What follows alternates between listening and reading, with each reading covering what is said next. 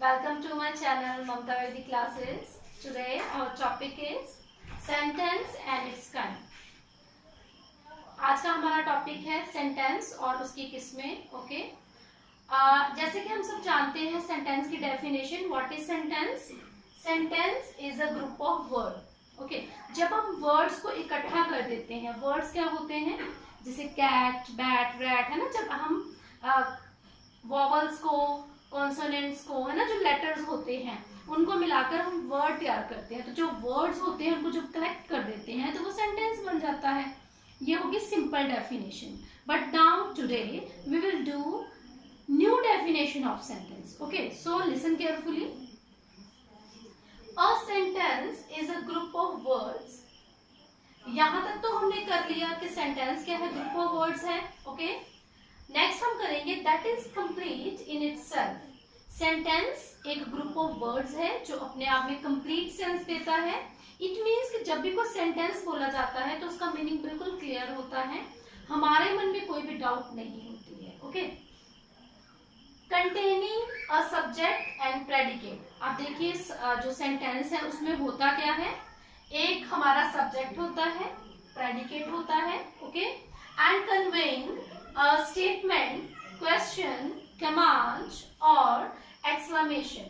आप देखिए जो सेंटेंस है उसमें सब्जेक्ट प्रेडिकेट होगा. ये शो करता है सेंटेंस के पार्ट्स को. ओके, सेंटेंस के पार्ट्स की बात करें तो उसमें 2 पार्ट्स होते हैं. ठीक है, सब्जेक्ट एंड प्रेडिकेट. ओके, और जो सेंटेंस है वो कन्वे करता है message.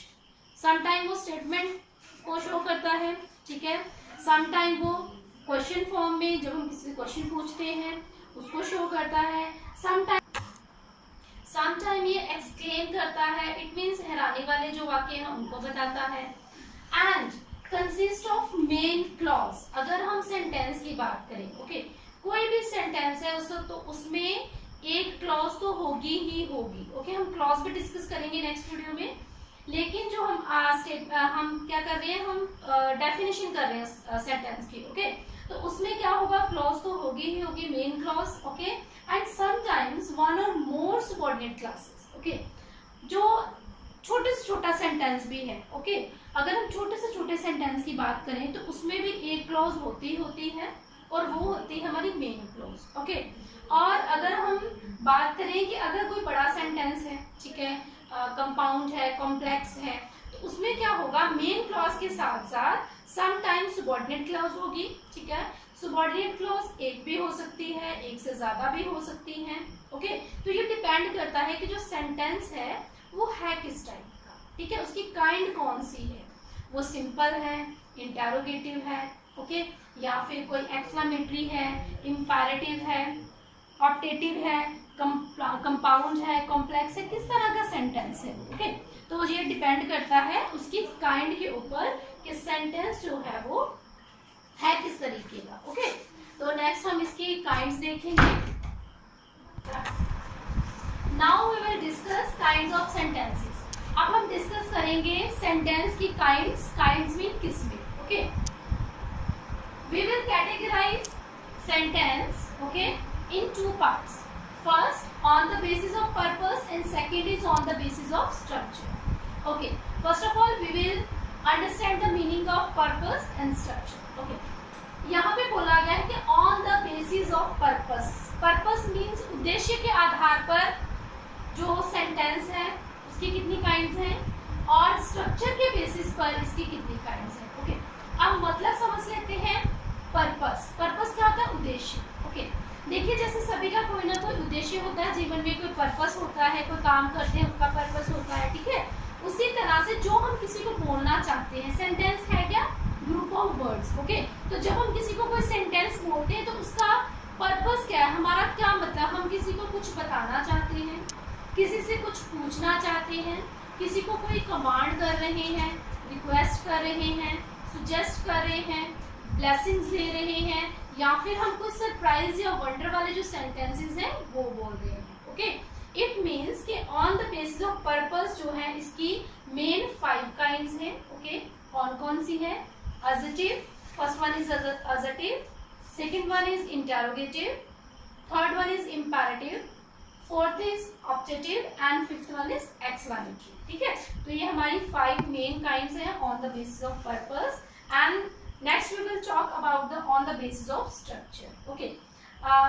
First of all we will understand the meaning of structure. Structure means बनावट। ओके, ये आपको बोर्ड नजर आ रहा है, ठीक है, तो ये क्या है, बोर्ड का एक स्ट्रक्चर है, ये मार्कर है, ठीक है, इसका एक स्ट्रक्चर है।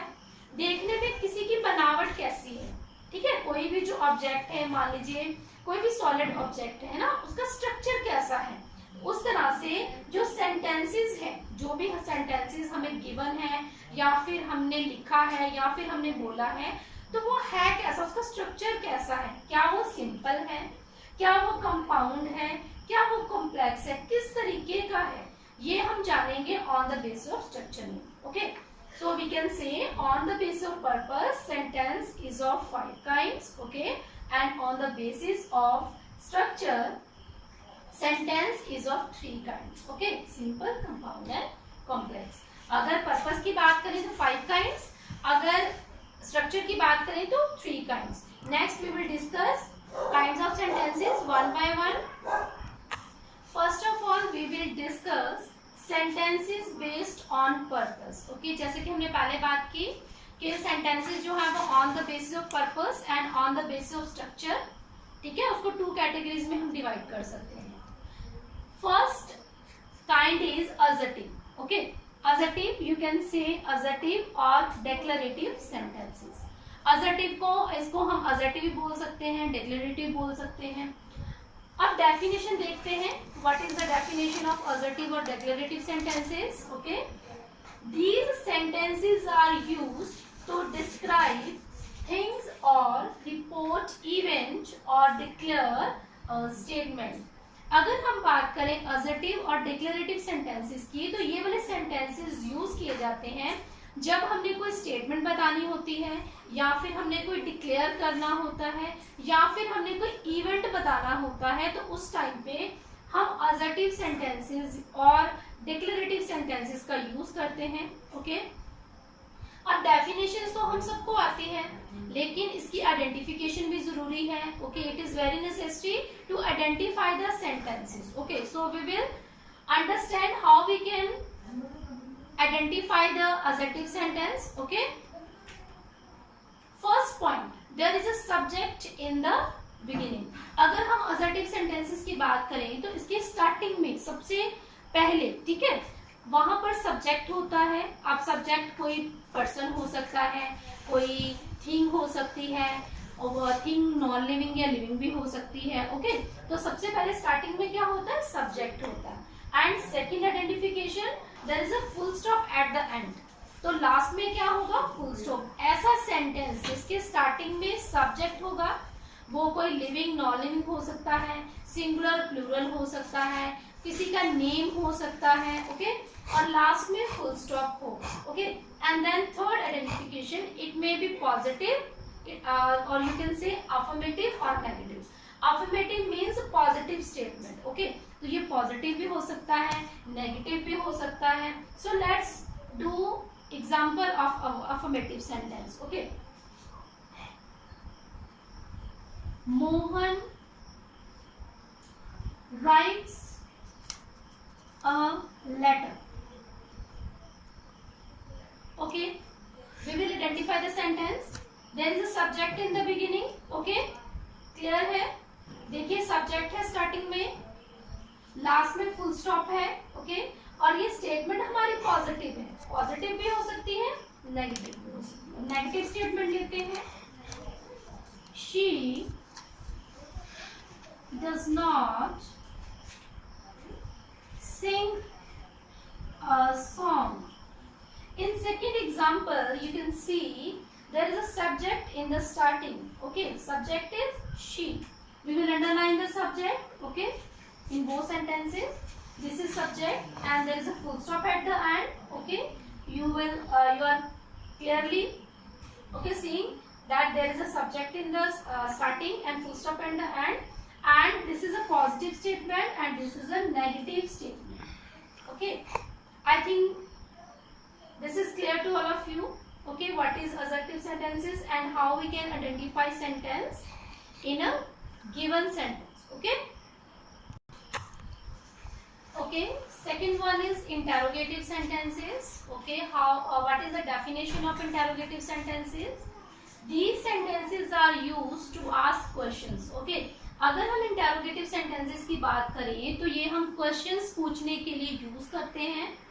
जैसे हम किसी से कुछ क्वेश्चन पूछते हैं, ठीक है, what are you doing, where are you going, are you happy. Okay, तो this is called interrogative sentences. Okay, how we can identify the interrogative sentence. Okay, so we will see how we can identify sentence.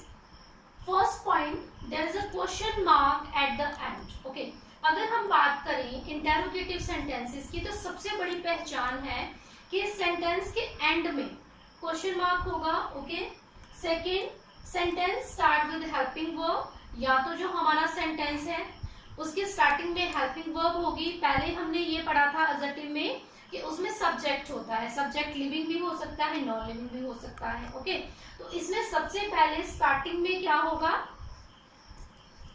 Helping verb. Okay, there is a helping verb in the beginning. और दूसरी तरह के भी हमारे पास interrogative sentences होते हैं. वो किस तरह के होते हैं?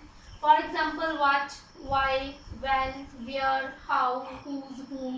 Okay, some sentences start with these words. Okay, these are all also called interrogative sentences. So let's do some examples. Are you happy? Okay, second example, have they done their work? Okay, third example, what are you saying?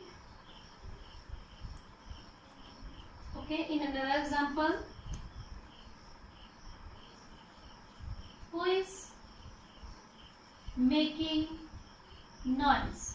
Okay, here you can see there is a helping verb in the beginning. Okay, there is a helping verb in the beginning. Here you can see are भी helping verb है, have भी helping verb है, और हमारा जो subject है वो कहाँ पर है? After helping verb. Okay, ये देखिए, ये हमारा subject है, ये भी हमारा सब्जेक्ट है, लेकिन स्टार्टिंग में क्या है? हेल्पिंग वर्ब है. ओके, और लास्ट में क्या है? There is a question mark at the end. सबसे बड़ी पहचान, यहाँ पे क्वेश्चन मार्क होगा ही होगा. ओके, इन इंटेरोगेटिव सेंटेंसेस. और नेक्स्ट एग्जांपल देखिए, थर्ड एग्जांपल, यहाँ पे क्या है? व्हाट. ओके, यहाँ पे क्या है? हु. तो या तो फिर हेल्पिंग वर्ब होना चाहिए, फर्स्ट रिक्वायरमेंट्स है कि या तो हेल्पिंग वर्ब होना चाहिए, या सेकंड है कि इनमें से कोई वर्ड लगा होना चाहिए, जैसे हु, कौन, वेयर, कहाँ, व्हाट, क्या, है ना. तो इस तरह के जो सेंटेंसेस है, ऐसे पूछते हैं ना, कहाँ जा रहे हो, क्यों खा रहे हो, कैसे हो, है ना. तो ये वाले वर्ड्स हम यूज करते हैं. तो इस तरह से टू टाइप्स के हमारे जो है वो इंटेरोगेटिव सेंटेंसेस होते हैं. ठीक है, या तो हेल्पिंग वर्ब वाले, या फिर with the starting with these words. Okay. Okay students, in third point we will discuss imperative sentences. Okay, these sentences are used to advise, command, order or request. Okay, इस तरह के जो sentences हैं वो हम यूज करते हैं अगर हमने किसी को कोई कमांड करना हो. ठीक है, किसी को कोई रिक्वेस्ट करनी हो, ऑर्डर करना हो, सुजेस्ट करना हो, या फिर किसी को किसी चीज के लिए मना करना हो. ठीक है, तो हम जो इंपैरेटिव सेंटेंसेस का यूज करते हैं. Okay, and what is the identification of these sentences? Okay, first of all there is a first form in the beginning. ऐसे वाले सेंटेंसेस को हम आइडेंटिफाई कैसे करेंगे? ठीक है, तो यहाँ पे सब्जेक्ट नहीं होगा. इन वाले सेंटेंसेस में सब्जेक्ट नहीं होता है. ओके, सिर्फ स्टार्टिंग में फर्स्ट फॉर्म होती है. अगर फर्स्ट फॉर्म नहीं होगी तो वहां पे प्लीज लिखा होगा, या फिर लेट अस लिखा होगा, या फिर डोंट लिखा होगा. ठीक है, तो ये क्या हो जाएगी इसकी पहचान. ओके, और सेकंड क्या होता है? There is a full stop at the end. ऐसे वाले सेंटेंसेस के लास्ट में फुल स्टॉप होता है. अब आप बोलोगे कि असर्टिव में फुल स्टॉप होता है, इसमें भी होता है, तो what is the difference between assertive and imperative? Okay, so you can से in assertive sentences there is a subject in the beginning. Okay, when we will talk about imperative sentences there is no subject. Okay, remember there is no subject in the imperative sentences. There is a first form of the verb in the beginning. Okay, first form lagi hogi. So we will do some examples to understand the imperative sentences. Okay, shut the door. Please help me. Don't make a noise. Let us enjoy the party.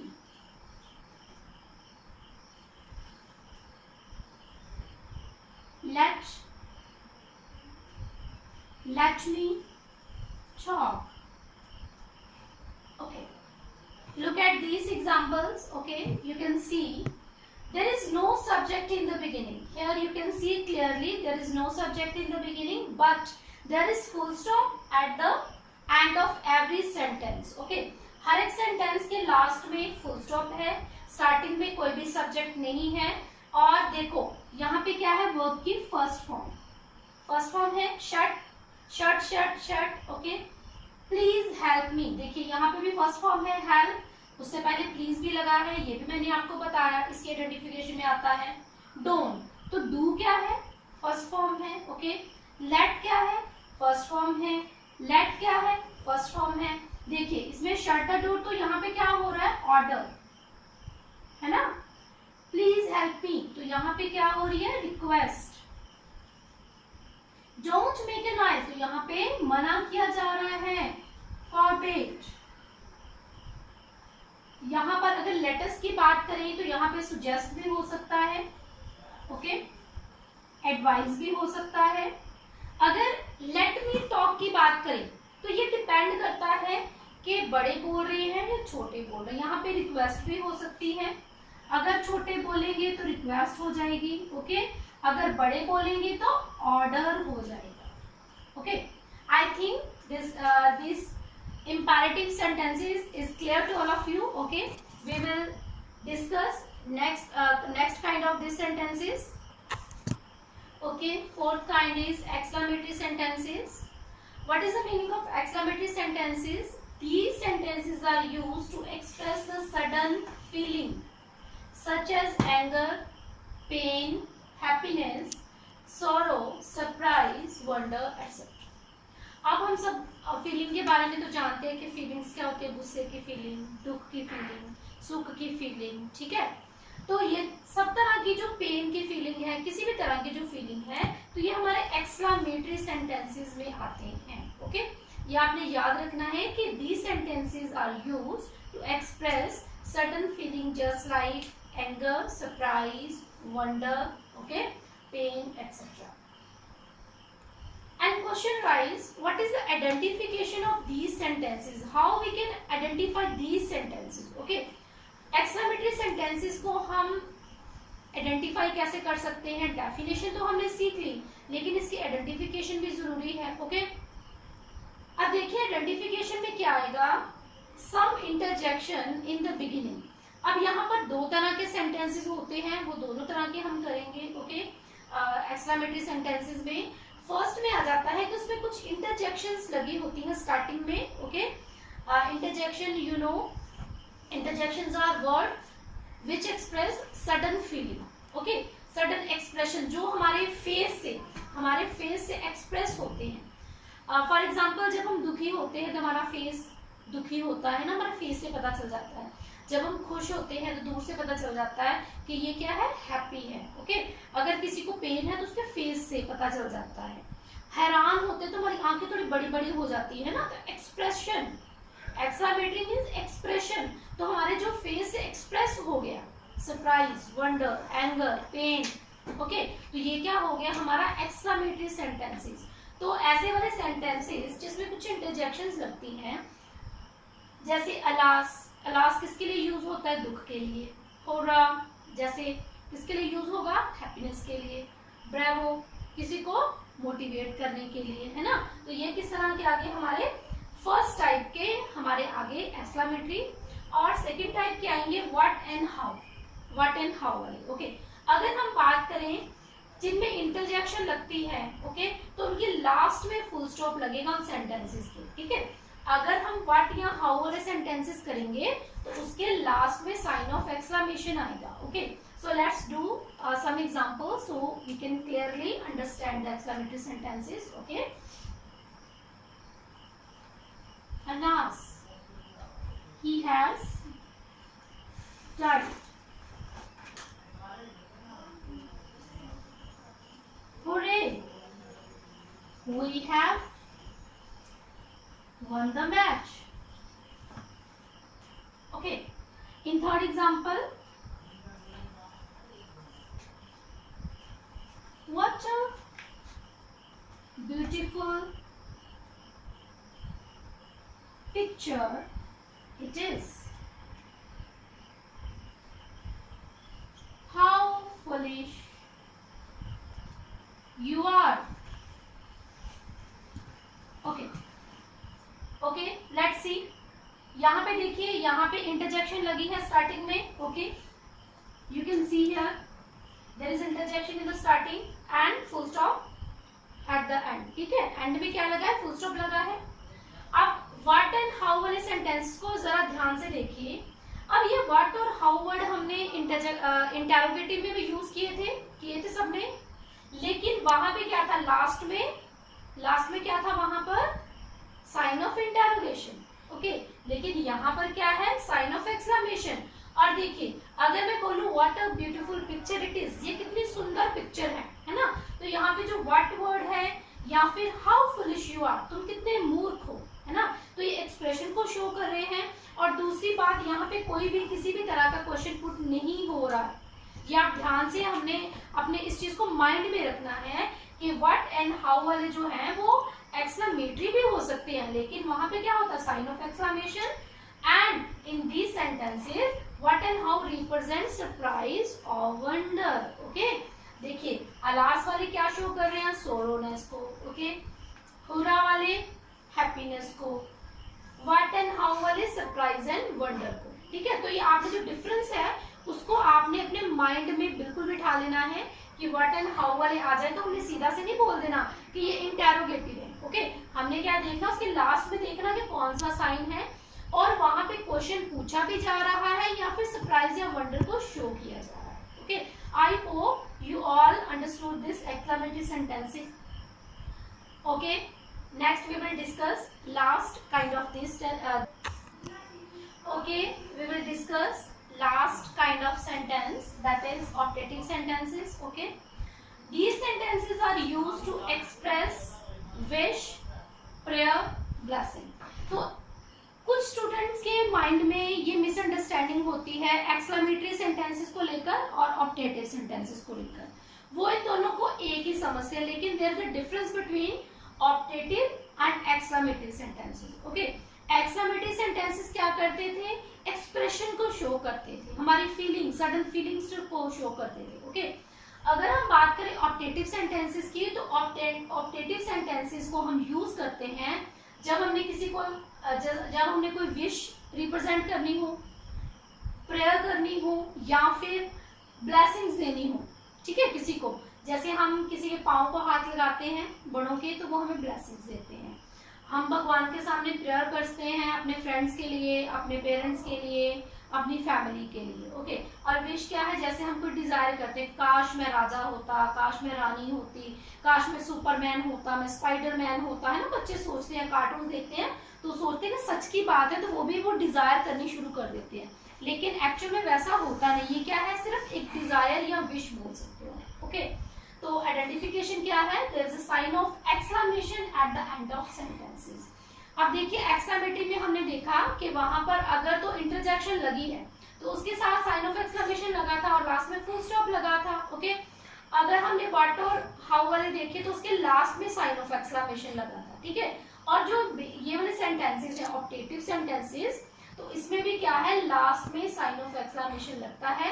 अब हम कुछ examples करेंगे। Okay, may God bless you, I wish I were a queen, may you get success in your life.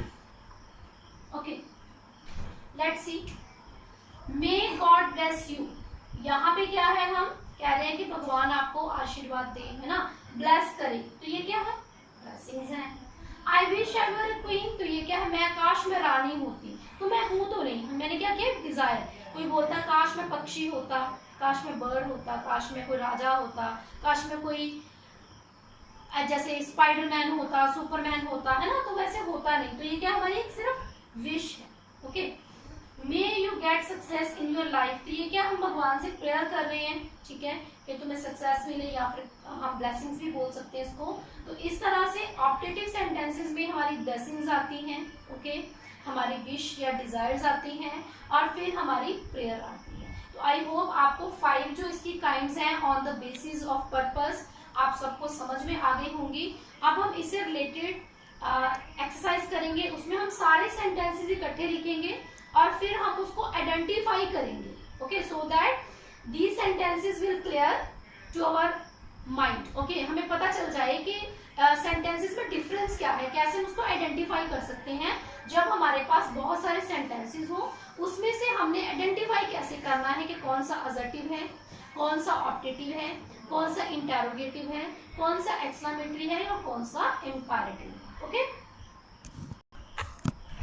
after completing our sentences, okay, we will learn how we can identify sentences। तो यहाँ पर कुछ sentences लिखे हैं, इसमें से हम identify करेंगे। ओके, फर्स्ट सेंटेंस क्या है, alas I am ruined, alas I am ruined, तो ये क्या है, इंटरजेक्शन लगी है। ओके, लास्ट में फुल स्टॉप है, तो ये कौन से वाले सेंटेंसेस हो गए, ये हो गए हमारे एक्सक्लेमेटरी सेंटेंसेस। ओके, शॉर्ट में लिख रही हूँ। I wish I were a fish, I wish I were a fish, तो यहाँ पे क्या है, विश की है, डिजायर की है कि मैं फिश होता या फिश होती, तो मैं हूं तो नहीं, है ना, तो ये कौन से हो गए हमारे optative. Okay, next, how pretty does she look in red dress, वो रेड ड्रेस में कितनी सुंदर दिखती है, तो ये क्या है, सरप्राइज, वंडर, तो ये भी कौन से हो गए हमारे exclamatory. Okay, next, why he is talking, why he is talking, there is a question mark at the end and why in the beginning, so we can say this is interrogative. Okay, this is interrogative, ये हमारे interrogative है क्योंकि इसमें question put किया जा रहा है। he has not done his duty, he has not done his duty, there is subject in the beginning, you can see.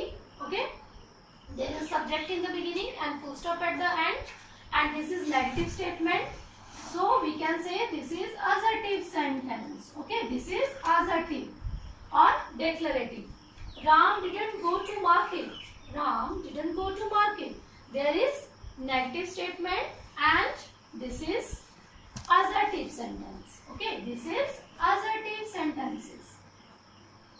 Next, have you sung the song, have you sung the song, there is a question mark at the end and there is a helping verb in the beginning, यहाँ पे helping verb है, यहाँ पे question mark है, तो you can say this is interrogative, this is interrogative. Okay, may God grant peace to departed soul, may God grant peace to departed soul, भगवान बिछड़ी हुई आत्मा को शांति दे, तो ये क्या हम प्रेयर कर रहे हैं, तो this is called objective sentence. Okay, I hope these sentences are very clear to all of you. Okay, thanks, have a nice day, don't forget to like, subscribe and share my video. Okay, thanks and have a nice day.